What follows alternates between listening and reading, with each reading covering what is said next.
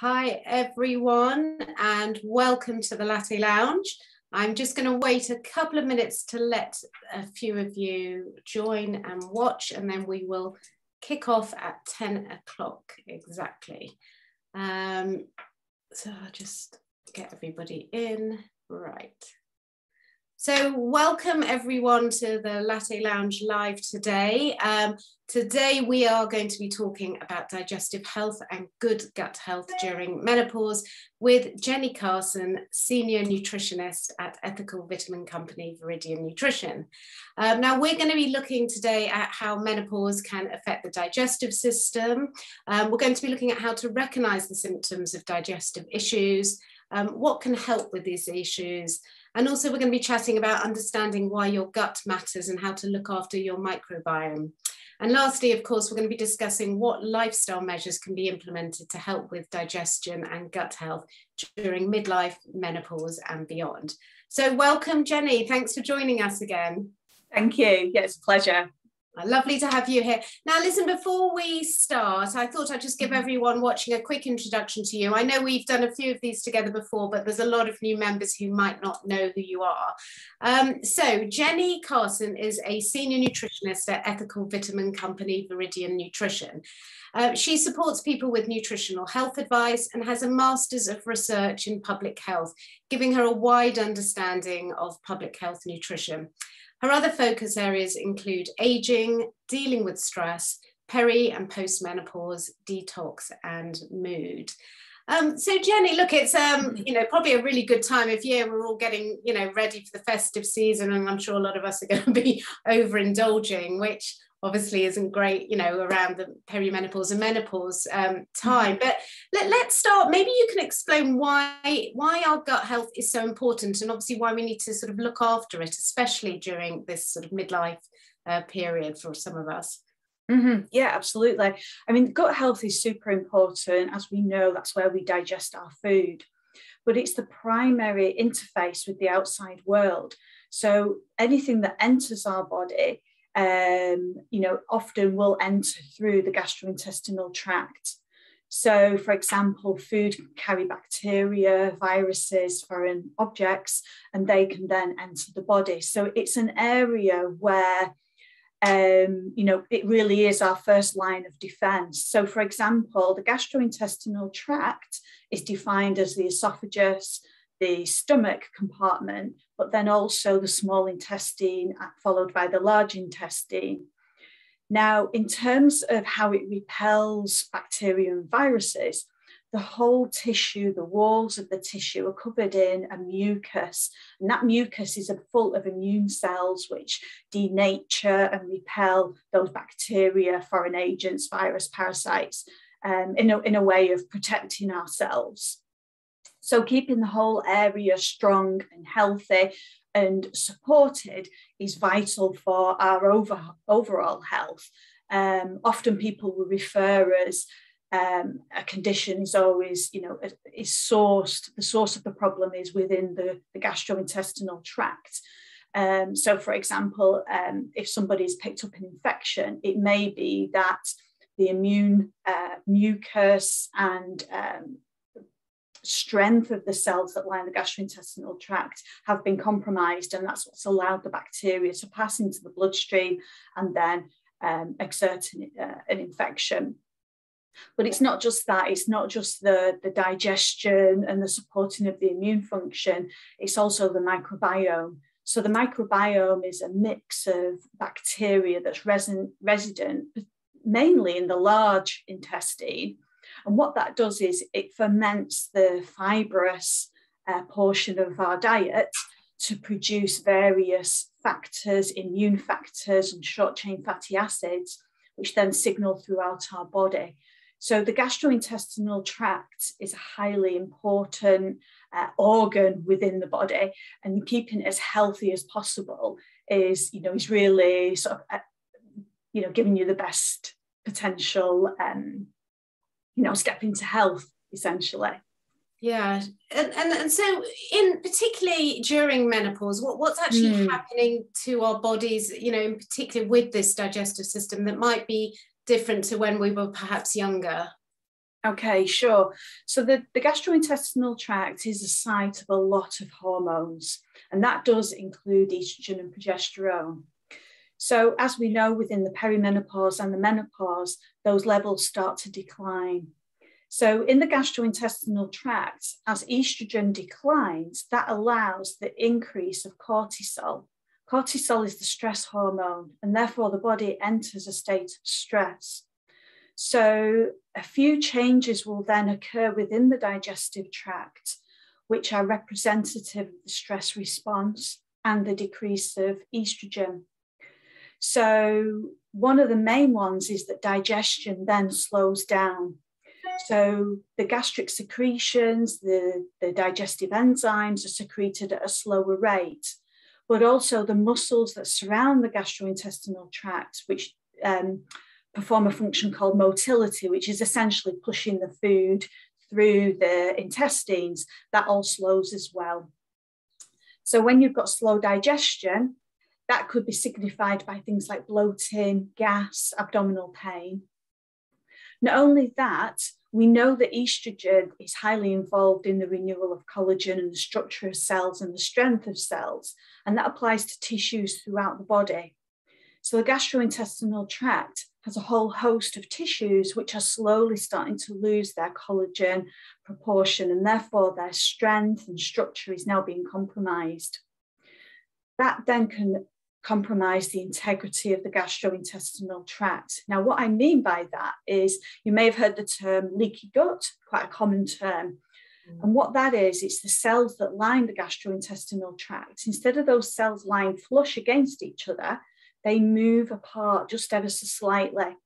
And that compromises the whole integrity of gut health. Now, what can happen is partially digested food fragments then pass through those gaps in the cells and deposit themselves into the bloodstream.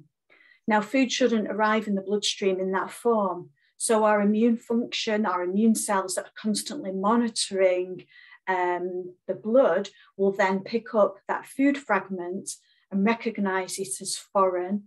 So every time that potentially going forward, every time that food is then consumed, an immune response follows and is mounted because it's recognizing that food fragment as foreign. And that's often the source of food intolerances and food allergies. So when we have the perimenopause and the menopause and that decrease in estrogen, we can be more at risk of developing those types of responses to certain foods. That's so interesting. I mean, you've mentioned a few of those sort of digestive issues, sort of telltale time, signs like bloating and stuff. And what are the other signs of digestive issues? I know a lot of women say that they can suffer with diarrhea as well, and it's hard to know what's actually an issue and what to do with sort of gut health and what perhaps is a more important medical issue. Yeah, absolutely. I mean, any issues around gastrointestinal health, it's always worth having a chat with the GP just to rule out, they can go through their checklist in terms of gastrointestinal health and rule out any, health conditions. Yeah. We talked about the increase in cortisol, so the reduction of estrogen, which causes an increase in cortisol in the gastrointestinal tract, and that can slow digestion. Well, slow digestion can lead to constipation. So again, that would be an indication. So we said that, it can cause bloating, potentially gas and abdominal pain, but also, constipation can be into that. You spoke about people experiencing diarrhea. Well, there's a lot of literature has been published in the last sort of 5 to 10 years about the relationship between the estrogen and the microbiome. They're calling it the estrobolome. And essentially, it's considered to be a mutual relationship. Now, as estrogen declines, that allows the composition of the microbiome to alter. So in an ideal world, the microbiome would be predominantly beneficial bacteria with very small colonies of pathogenic or infection-causing bacteria. However, as estrogen declines, it's known that this balance will change and you can get an increase in the infection-causing bacteria. Now, when you get an increase of infection-causing bacteria, that can lead to symptoms such as diarrhea, bloating, gas, and abdominal pain. So that's one thing to be aware of. Fermented foods, probiotics can help with that type of thing. And then finally, people may experience nausea. So it can often be a side effect of a hot flush. It can induce feelings of nausea. And it may also be associated with a sudden onset of headaches or even migraine. So there are quite a few areas in terms of menopausal, perimenopausal related digestive health that can cause a whole host of various symptoms. Okay, well, I mean, what can help during, these digestive issues during menopause? Maybe you can sort of tell us how we can feed our gut health with nutrition, and if you can also break down some important things we should be getting into our diet. Absolutely, yeah. I would say the most important relationship with preserving estrogen production is stress management, and we can do that through our diet.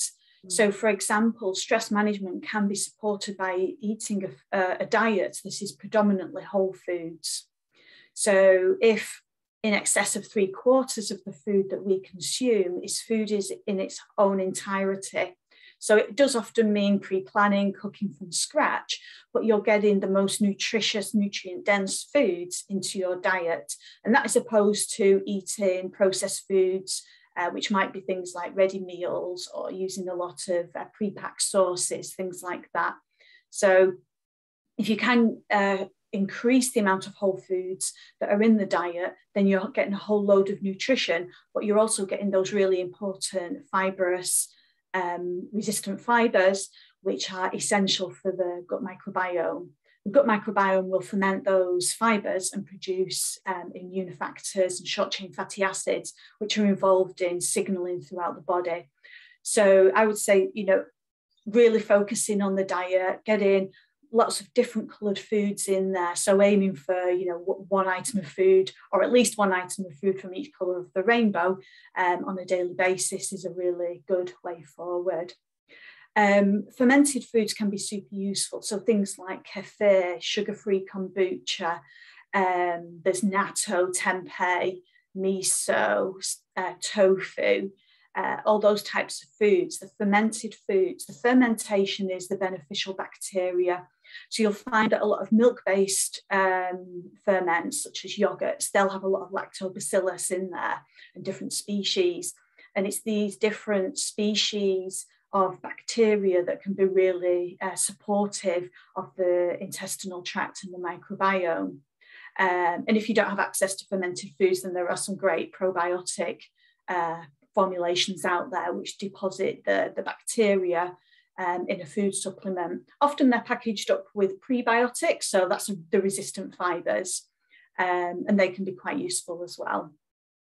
Mm-hmm. Do things like medications kind of upset that? I know a lot of people say when they've been on antibiotics that it can sort of affect the gut a bit, and there's always sort of very well-meaning women in the group saying, oh, drink a prebiotic and that will kind of counteract the antibiotic. But I'm not sure if that if that is helpful in the quantities or yeah. So antibiotics are the main have the main impact in terms of medications on the microbiome, and it's because of their function. They kill bacteria, but they're not selective. They don't recognize between good and bad bacteria, so they just wipe out everything. Yeah. So when you're taking a course of antibiotics to reduce an infection in the body, it's also affecting the bacteria that's resident in the gastrointestinal tract. A super way of managing antibiotics is using a friendly yeast called Saccharomyces boulardii.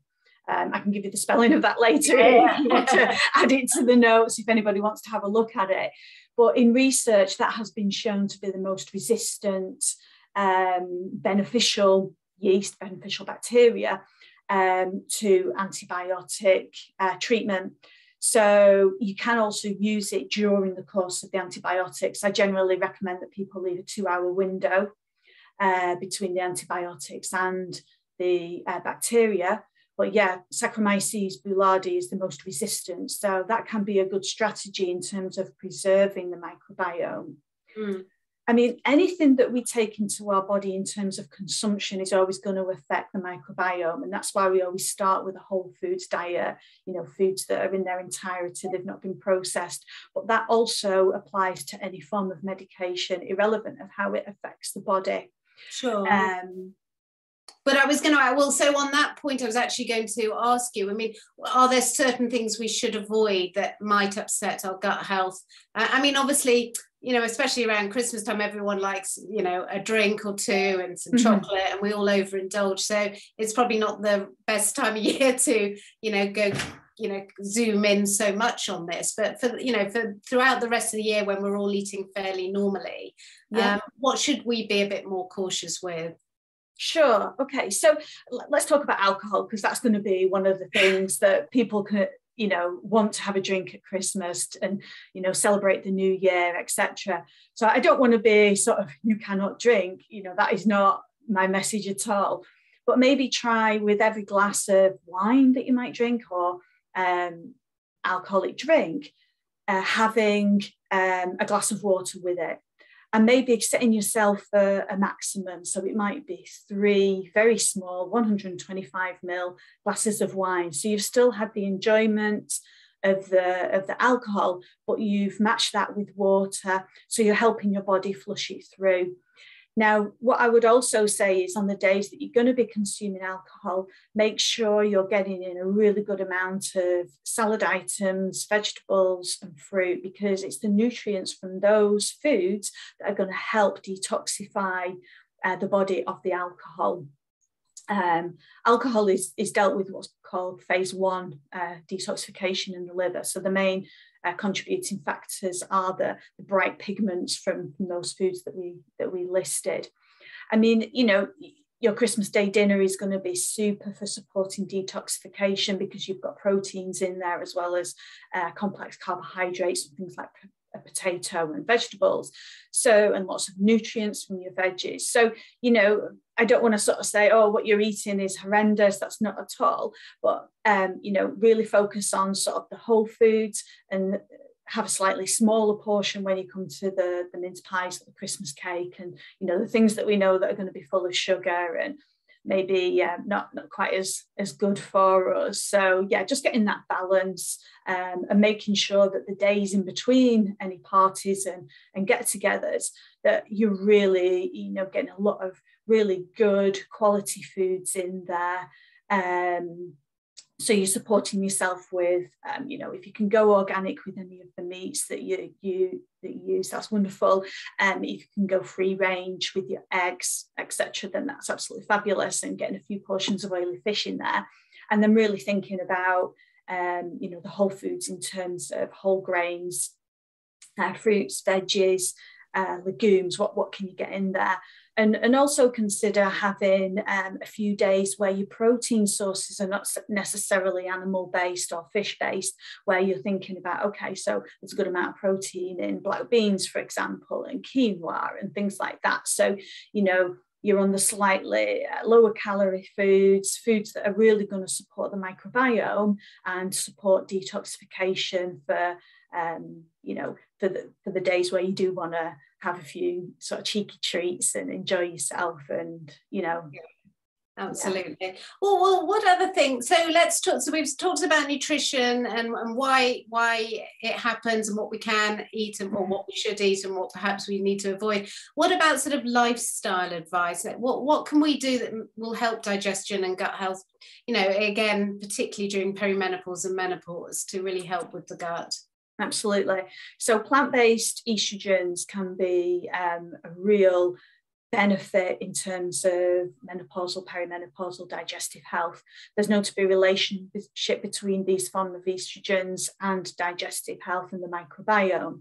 So they can be beneficial. So, you know, getting your soy based products in there, can be a great source of plant-based estrogens, but also considering things like, I mean, these are more from a food supplement point of view, but things like sage and red clover can be useful.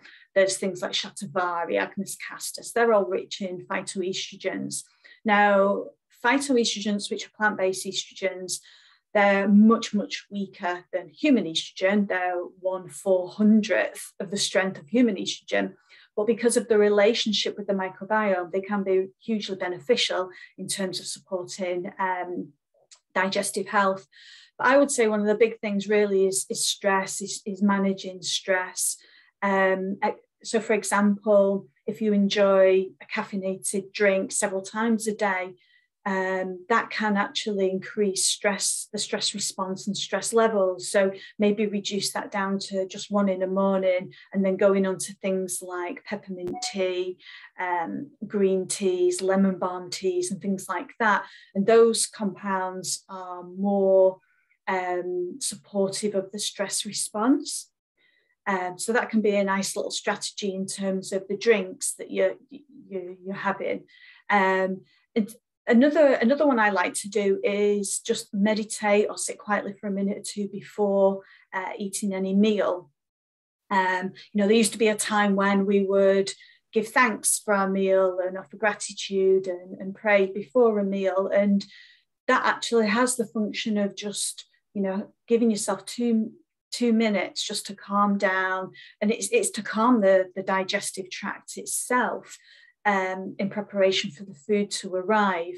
And it is known that, a stomach that is relaxed and in a calm state will do a better job of digestion than a tense stomach, because wherever we feel stress, we always say, the gut reaction, my gut reaction is this. We do feel stress in the stomach.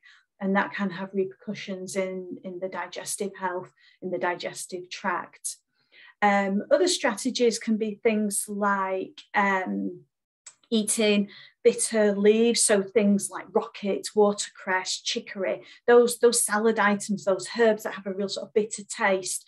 What they do is when they arrive in the stomach, they will bind the gastric receptors and induce gastric secretion. So we're supporting our body to prepare the stomach for the main meal. So gastric secretions are full of compounds that will then go on to break down that meal into micronutrients, so vitamins and minerals, and macronutrients, so carbohydrates, proteins, and fats. And it's when food is correctly broken down and efficiently broken down that we then also have less repercussions after the meal. So less discomfort, less gas, less abdominal pain. Yeah, it's funny, we're talking about sitting down and, giving thanks before, but actually this sort of generation of women, well, all of us and our kids, we're always on the go. We're always rushing here, rushing there, eating in the car, eating at the desk and everything. And actually, I feel like if we all went back to that kind of meal time where everyone kind of sits and just kind of waited for a bit, I think it would be, it would help a lot of people. I've seen with my own kids who have, stomach issues, I always sort of say, actually just sit first. That's really, really good advice, really helpful advice. And also for people who are on, perhaps HRT, hormone replacement therapy, or any medication, please do check with your doctor before you change any kind of lifestyle or try anything differently, especially if you do have stomach issues, just in case there's any sort of contradictions on medication or anything else that's going on. Now I've got a question in from a member. I think we've got time for one question before we wrap up, Jenny.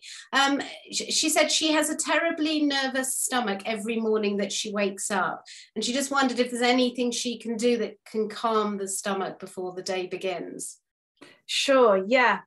It'd be interesting to know if the nervous stomach is a result of elevated stress levels in her life anyway, but these tips might be quite useful. So starting the day with a peppermint tea can be really calming for the stomach.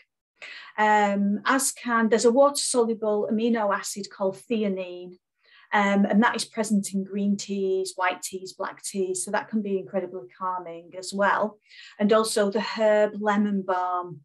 That is generally, you'll get that in your gardens. It's ripe for picking in sort of June. That's the main month.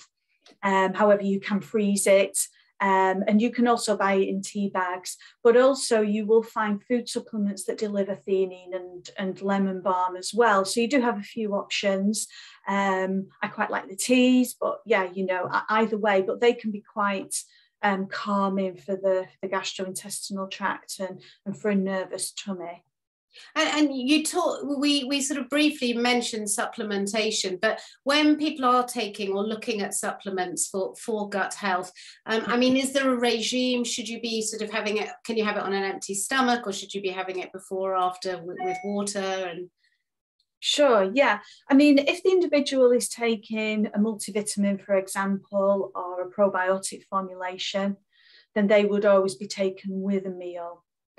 There is an amino acid called glutamine, and that's very popular for digestive health. Generally comes as a powder, and you would mix a teaspoon of it, about 3.5 to 5 grams. So 1 teaspoon mixed into water. Now that is a caveat to the rule of taking food supplements with food, because glutamine, you would either take it first thing, as close as waking as possible, or the very last thing that you consume before going to bed. And it's that one does have to be taken away from meals. So ideally, if you're taking it first thing in the morning, you would wait at least 30 minutes before eating or drinking anything else. Yeah. If you're going to take it in an evening, you'd want to be leaving a good 4-hour window between your final meal of the day and drinking the glutamine solution. Glutamine is very rich in things like bone broths. And what it does, it feeds the cells that line the gastrointestinal tract. So it can be very, very beneficial for an individual that's experiencing symptoms of a compromised gastrointestinal tract. So we talked before about leaky gut. Often glutamine is used in that type of scenario. Oh, good. So all the chicken soup I have is going to yes. Yeah. My mum always said, you know, when you got stomach upset, have some chicken soup. So she was right, everyone. Jenny, look, thank you so much for coming in. And the great thing about Viridian Nutrition is, if you go on to the website, if you've got any more questions, and they're really wonderful at giving helpful answers. I've had a lot of questions myself in the past, and so it's www.viridian/nutrition.com. And finally, if anyone would like to hear more from Jenny, we've done another few really excellent videos. They're on our YouTube channel and they're on our website.